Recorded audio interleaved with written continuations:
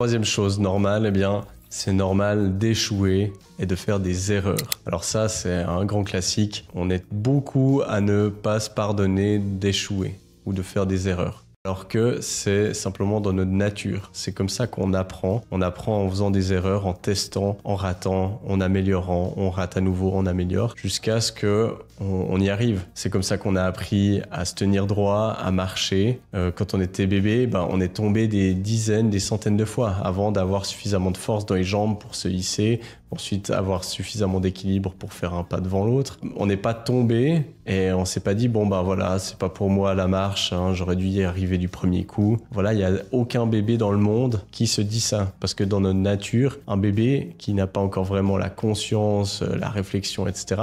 En fait, il fait ce qu'il doit faire. Ça veut dire se lever, marcher. Et donc, il va pas se dire ah non, j'y arrive pas. Il se dit juste voilà, je suis pas encore assez fort, donc je vais m'entraîner.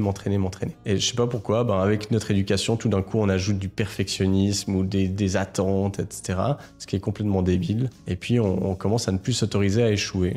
Et du coup, qu'est-ce qu'on fait? Plus rien. Parce que si on s'autorise plus à faire d'erreurs ou à échouer, on va plus rien faire. Puis on va du coup construire des excuses, de la procrastination, j'ai la flemme. On va construire toutes des constructions mentales pour justifier pourquoi on fait rien, alors que c'est juste qu'on a peur d'échouer. Donc c'est normal d'échouer, de faire des erreurs, et plus on en fait, plus on va apprendre.